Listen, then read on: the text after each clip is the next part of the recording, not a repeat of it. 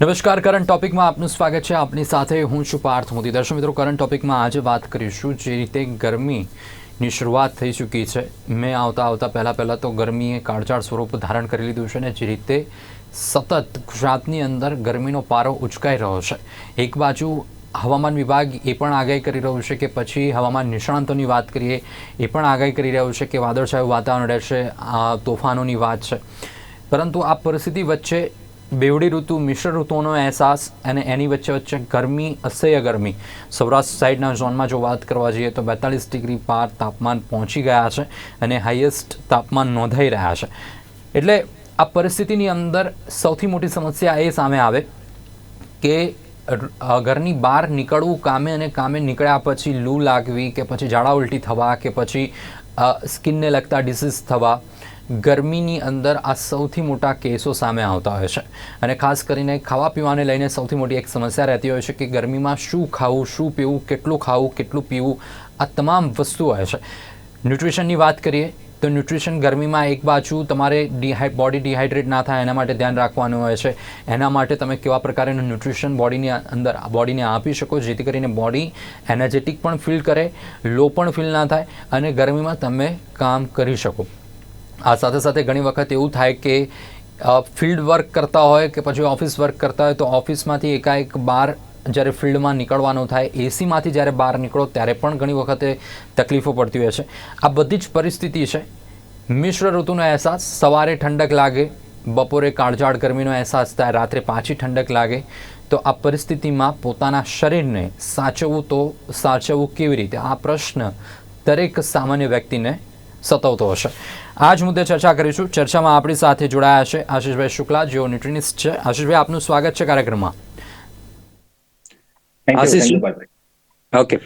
સાથે ડોક્ટર અંશુલ વર્મન આપણી સાથે જોડાયા છે, એમડી ડર્મોનોલોજીસ્ટ. अंशुल, आपનું પણ स्वागत है कार्यक्रम में. धन्यवाद. सौથી पहला आशीष आपसे शुरुआत करते हैं क्योंकि न्यूट्रिशन की बात है. गर्मी की अभी सीजन शुरू होने वाली है, अभी इतनी पिकअप पे नहीं है.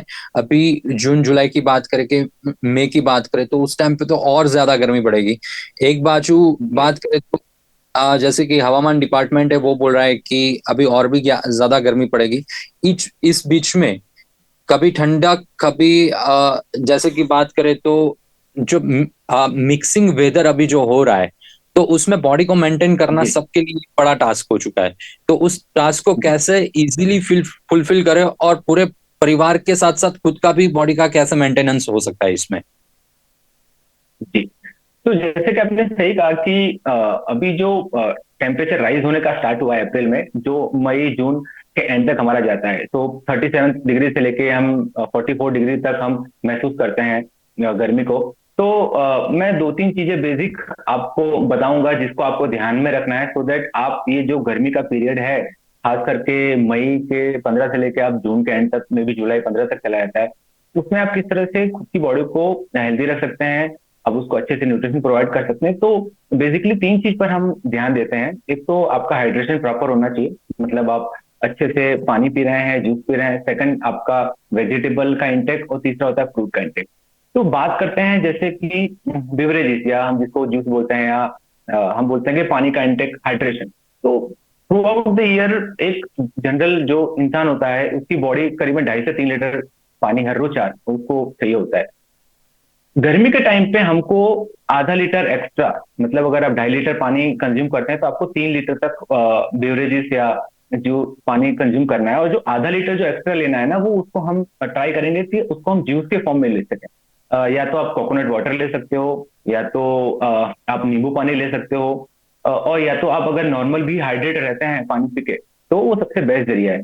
कोकोनट वाटर अगर आप ले रहे हैं, जिसको नेचर का सबसे बेस्ट इलेक्ट्रोलाइट भी कहा जाता है, जिसके अंदर आपको आप समझ लीजिए सारे तरह के मिनरल्स मिल जाते हैं, तो अगर आप कोकोनट वाटर सुबह और शाम एक ले रहे हैं तो सबसे बेस्ट है.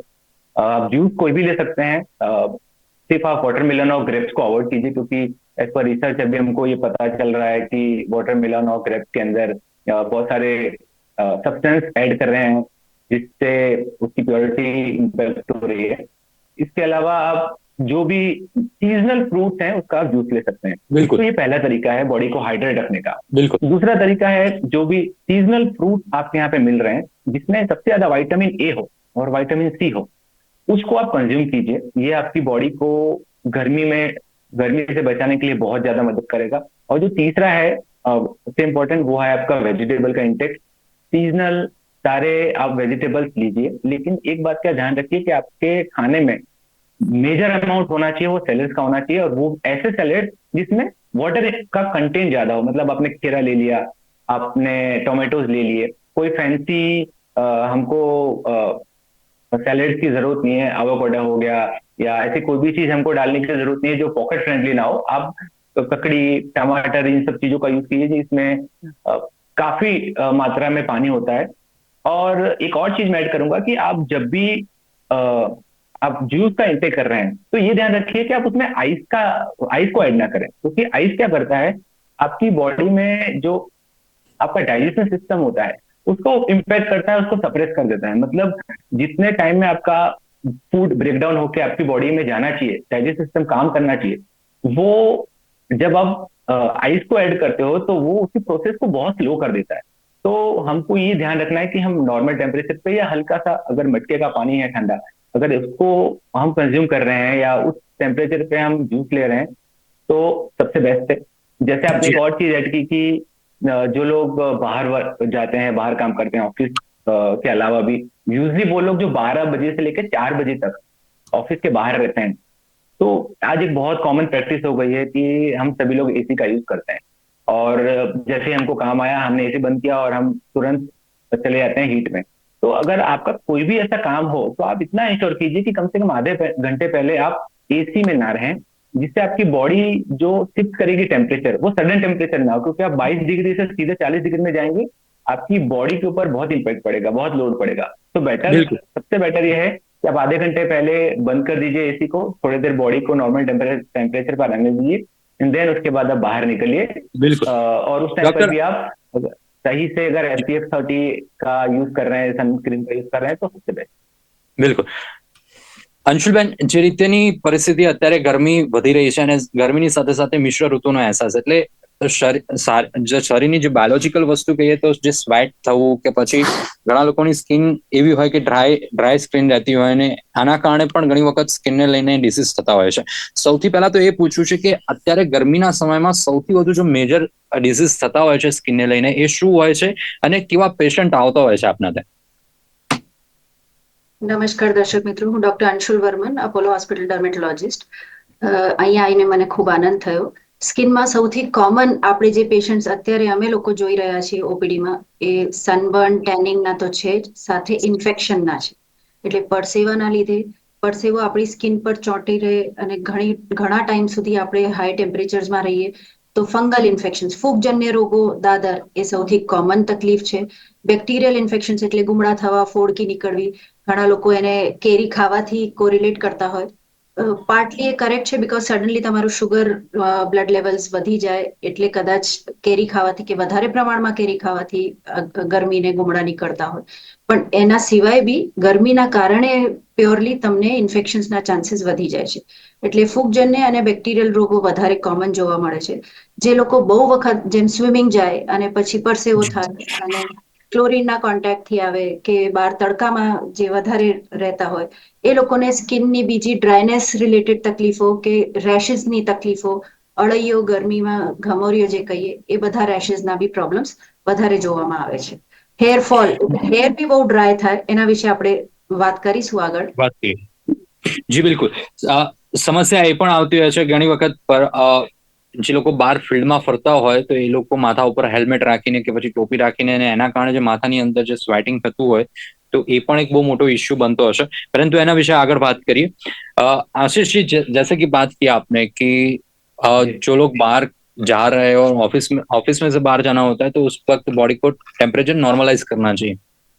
पर जैसे कि हम बोले कि डिलीवरी बॉय है, कि जैसे कि स्विगी, जोमेटो है, कि फिर जो बाहर का ही जिसका फील्ड वर्क है उसको मेंटेन करना है, तो उसके लिए तो सबसे बड़ा चैलेंजेस ये है कि वाटर इंटेक भी रखना है, काम पे भी फोकस रखना है, और ये जो बाहर की लू है कि सनस्ट्रोक है, वो सारी चीजें न उसको इफेक्ट ना करे, तो उसके लिए क्या एक सॉल्यूशन होगा?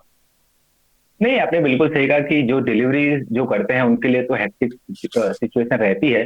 तो बेसिकली मैंने जैसे कहा कि आप अगर कुछ ना भी एडिशनल हाइड्रेट करने के लिए आपके पास है ना, तो आप कम से कम 1 1.5 लीटर आपके पास पानी रखिए जो नॉर्मल टेम्परेचर पर हो। और अगर पॉसिबल है तो आपके पास एक नींबू हमेशा अपने पास रखिए।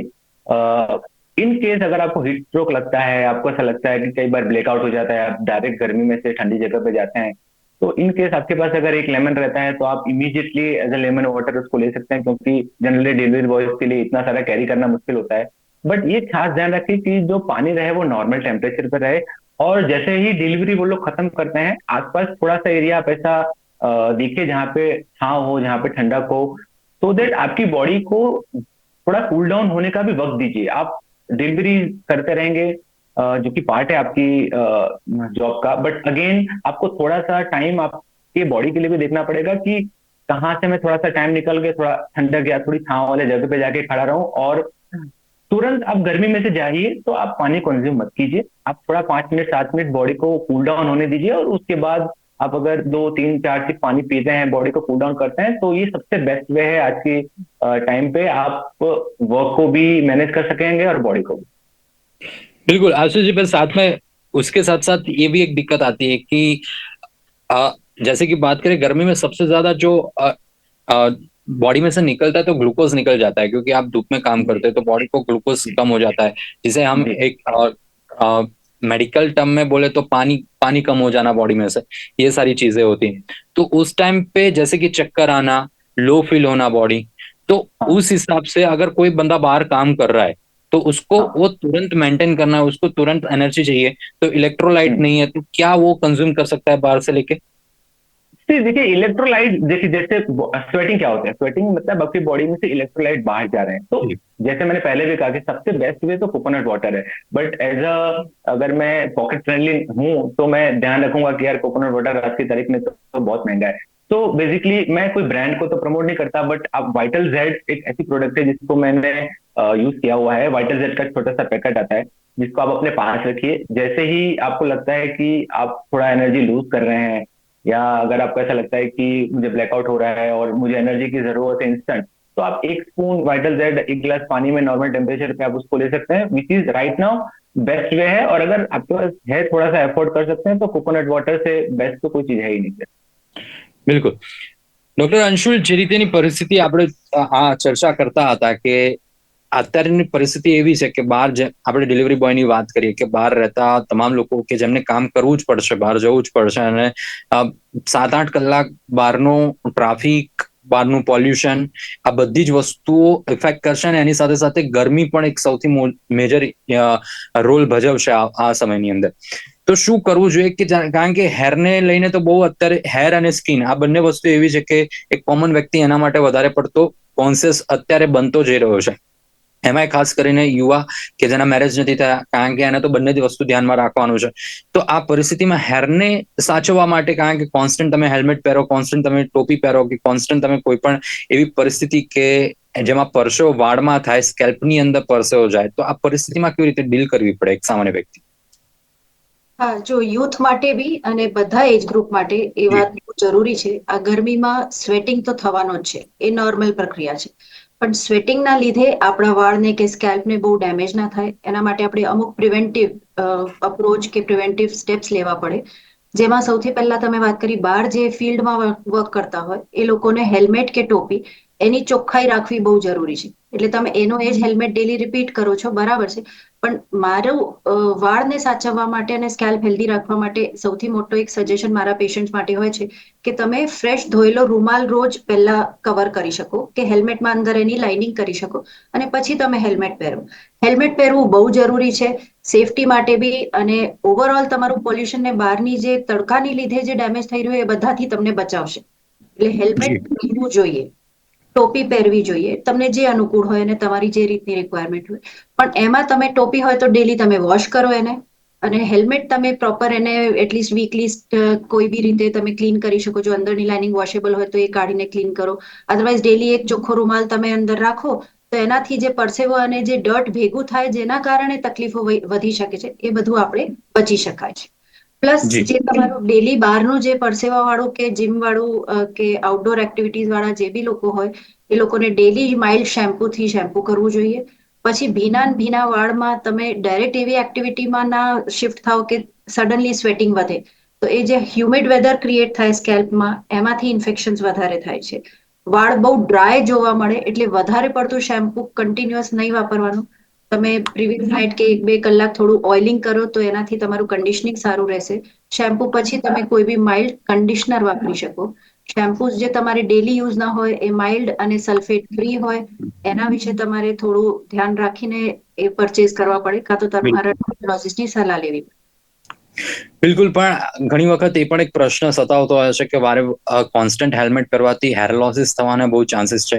એક મીથ છે કે પછી એ ફેક્ટ વસ્તુ છે કે વધારે પડતું હેલ્મેટ પહેરવાથી હેર લોસીસ થાય છે, અને હેર લોસીસ થવા પાછળનું કારણ માત્ર ને માત્ર હેલ્મેટ છે કે પછી બહારનું પોલ્યુશન પણ એટલું જ રોલ ભજવે છે કે પછી એ સ્વેટિંગના કારણે સ્કેલ્પ ડેમેજ થઈ જાય છે, એ પણ એટલું જ રોલ ભજવે છે આની અંદર? હેર લોસ આજકાલના જમાનામાં મલ્ટીફેક્ટોરિયલ છે. જી. તમારું મેલ પેટર્ન જે થોડી અહીંથી વાળ આછા થવા, હેરલાઇન પાછળ જવી કે થોડું ગેપ વધવું, એ તમારું હેરિડિટરી કે મેલ પેટર્ન પર ડિપેન્ડ કરે. બીજું જે મેઇન કારણ છે એ તમારું ડાયટ હોય, તમારા લાઇફસ્ટાઇલ, સ્ટ્રેસ, એ બધા પર, પ્લસ તમારું જે પાણી છે એ કદાચ જો બહુ હાર્ડ વોટર તમે યુઝ કરતા હો, વાળમાં ના સતતું હોય, એના લીધે હેરફોલ વધારે થાય. પોલ્યુશન બહુ મેજર ફેક્ટર છે.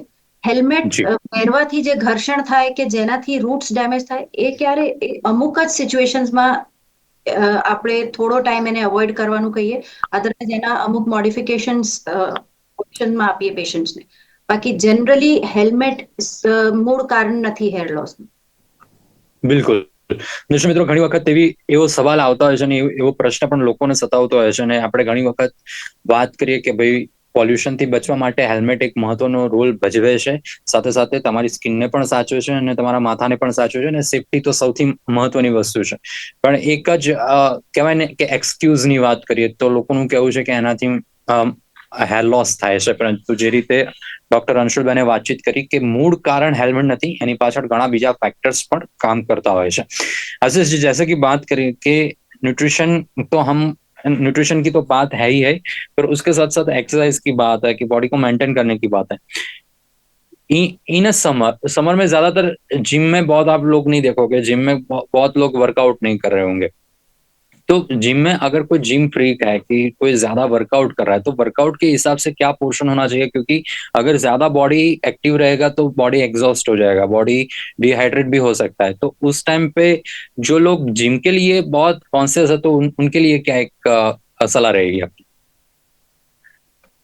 देखो, आपने एक वर्ड यूज किया जिम फ्रीक। तो अगर देखो जिम फ्रीक कोई रहेगा, जैसा हम लोग 365 डे वर्कआउट करने वाले बंदे हैं, तो जो जिम फ्रीक रहेगा ना, वो अपना जो सपोर्टिव चीज है ना, वो साथ में लेके चलेगा। मतलब उसको पता है कि अगर मुझे गर्मी है तो मुझे इलेक्ट्रोलाइट्स मेरे पास रखना है, मुझे ग्लूकोज मेरे पास रखना है, मुझे लेमन जूस मेरे पास रखना है, तो वो तो लेके चलता है। बट अगेन, अगर आप गर्मी भी है और अगर आप वर्कआउट नहीं कर पा रहे हैं, तो एटलीस्ट मैं ऐसा बोलूंगा कि आप कम से कम 30 मिनट आप अर्ली मॉर्निंग खुद को दीजिए, क्योंकि अर्ली मॉर्निंग टाइम ऐसा रहता है कि थोड़ा टेम्परेचर कूल रहता है, आपकी बॉडी भी सुबह उठते हुए मेटाबॉलिज्म हाई रहता है, तो आपको सपोर्ट भी करेगा। तो 30 मिनट का कोई भी वर्कआउट आप कीजिए, बॉडी एक्सरसाइज कर लीजिए, आप रनिंग कर लीजिए, जॉगिंग कर लीजिए। बट इतना ध्यान रखिए कि हाई इंटेंसिटी वर्कआउट हो, जिसमें आपका कार्डियो इन्वॉल्व हो, आपका हार्ट बीट थोड़ा बढ़ना चाहिए, सो दैट इनिशियली आपका फैट लॉस भी अच्छे से होगा। और ज्यादा नहीं, अगर आपके पास वक्त नहीं है तो कम से कम 30 मिनट तो आप जरूर वर्कआउट को दीजिए। बिल्कुल। और नाउअडेज हम देखते हैं कि बहुत कम एज में भी हार्ट अटैक्स का चांसेस ज्यादा रहता है। अगर ओबेसिटी की बात करें, कि अगर लेक ऑफ न्यूट्रिशन गाइडेंस की बात करें, उसकी वजह से भी हो सकता है। अगर बाहर की आउटसाइड ईटिंग हैबिट्स की बात करें तो उसकी वजह से भी है। पर कभी कभी हम ऑब्जर्वेशन करते हैं, अगर फिजिकल ऑब्जर्वेशन होता है तो एक बंदा जो लीन है उसको भी हार्ट अटैक आ रहा है, तो उसके पीछे का क्या रीजन है? और अगर गर्मी के हिसाब से बात करें तो बाहर का जंक फूड कितना अवॉइड करना चाहिए, और उसके साथ साथ क्या प्रिकॉशंस अभी से लेना चाहिए जिसके वजह से छोटी एज में, और जो लीन बॉडी अपने आप को समझ रहा है कि मैं ओबेस नहीं हूं, कि मैं ओवरवेट नहीं हूं, कि मैं ओबेसिटी की लाइन में नहीं आ रहा हूं, कि मेरा विसरल फैट इतना ज्यादा नहीं है, तो उन लोगों को क्या करना चाहिए? तो देखिए, फर्स्ट स्टेप जो सबसे पहला है ना, कि प्रॉब्लम ये रहती थी, एक जनरल जो ऑडियंस है वो आजकल सब यही समझते हैं कि हम ही डॉक्टर और हम ही न्यूट्रिशनिस्ट। जी। तो सबसे पहले तो आप सबसे पहले किसी अच्छे डाइटिशियन को, अच्छे डॉक्टर को कंसल्ट कीजिए।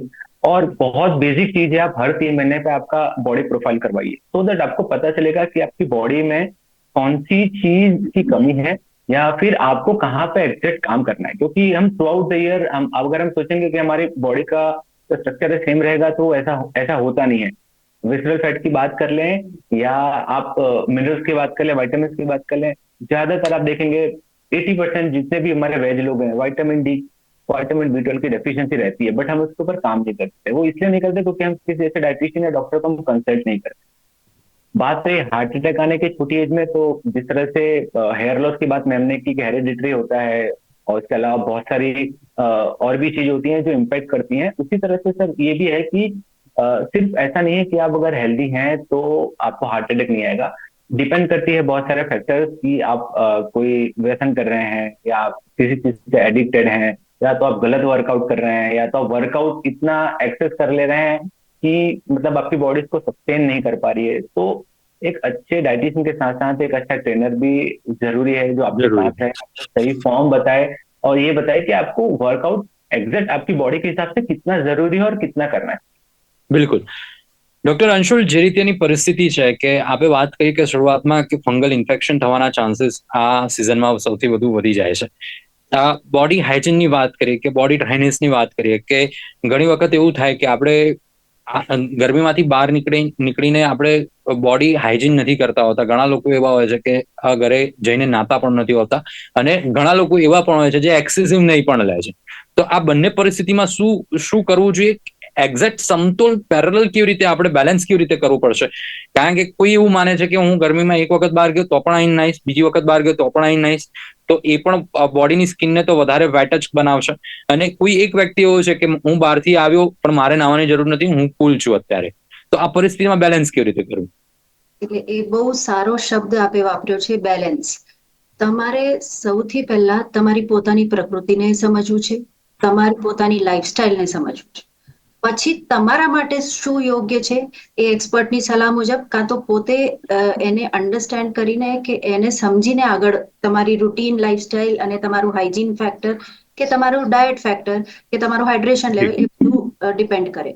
હવે સોશિયલ મીડિયા પર બધા કહે છે કે 5 લીટર પાણી પીવું એટલે મારે બી પીવું, એવું નથી. તમે સમજો કે તમારી રિક્વાયરમેન્ટ શું છે, તમે કઈ દિવસના કયા ટાઈમે વધારે વોટર લોસ કરો છો, કે તમે કયા ટાઈમ બહુ પરસેવામાં જઈને પાછા આવો છો. પછી એવું બી ના થાય કે તમે એકદમ ગરમીમાં અહીંથી આવીને શાવર ના લઈ શકો. જેમ આશીષભાઈએ કીધું કે તમારી બોડીને થોડું કૂલ ડાઉન થવું જ પડે. એટલે અમુક ફેક્ટર્સ બેલેન્સ ક્રિએટ કરવા માટે હાઇજીન બહુ જરૂરી છે, પણ તમારે એટલીસ્ટ પરસેવાવાળા કપડાં ચેન્જ કરી લો, થોડું કૂલ ડાઉન કરી લો. બહુ વધારે પડતું નાહવાથી કે પાણીના કોન્ટેક્ટથી બીજા ફંગલ ઇન્ફેક્શન થાય છે. એ બધાનું તમારે થોડું પ્રિકોશન રાખવી પડે, સ્કિન ડ્રાય રાખવી પડે નહાયા પછી, અને ચોખ્ખા કપડાં દિવસમાં 2 કે 3 વખત ચેન્જ કરો, એ બી ઘણી વખત સફિશિયન્ટ હોય છે. નાહવાની દર વખતે જરૂર નથી હોતી. It depends on your lifestyle. બીજું હું એવું કહીશ કે જે લોકો બહાર જઈને આવે છે એમને જ હાઇડ્રેશનની જરૂર છે એવું નથી. જે લોકો 10 એસીમાં બેઠા હોય એ લોકોને ઘણી વખત તરસ નથી લાગતી, પણ આપણી બોડીને, આપણી સ્કિનને એક પ્રોપર હાઇડ્રેશન ત્યારે બી જરૂર પડે છે. એટલે તમે એસીમાં બી બેઠા હો તો રેગ્યુલર વોટર ઇન્ટેક કરતા રહો, તમે પાણી પીતા રહો. જ્યુસ એટલે પેકેજ જ્યુસ નહીં. જ્યુસ એટલે ફ્રેશ તમે વાપરો, કોકોનટ ઓઇલ, લીંબુ પાણી, એટલું જ જ્યુસ કહેવાય અમારી ભાષામાં. બાકી ફળો જ ખાવા જોઈએ. ચૈત્ર મહિનો છે, સરસ તમે વોટરી ફ્રૂટ્સ ને બધું મળે છે એ ખાઓ, અને જેટલું ફ્રૂટ સાથેનો ફાઈબર ને બધું તમારા બોડીમાં જશે એટલું તમને બિલકુલ એન્ટી એજિંગ ઇફેક્ટ બી સારી મળશે. બિલકુલ, ડેફિનેટલી. ઘણી બધી વસ્તુઓની જરૂર હોય છે. પ્રોટીનની જરૂર છે, વાઇટામિન્સની જરૂર છે, અને એની અંદર ખાસ જે એડ કરી ડોક્ટર અંશુલે કે ફાઈબર, એ પણ ખૂબ જરૂરી છે, જે આપણા ગટ્સ માટે પણ એટલા જ જરૂરી છે. પાચન, આપણા ગટ્સ એટલે કે આપણા આંતરડાઓને અંદરથી સાફ કરવાનો એક મહત્વનો ભાગ ફાઈબર પણ ભજવતા હોય છે.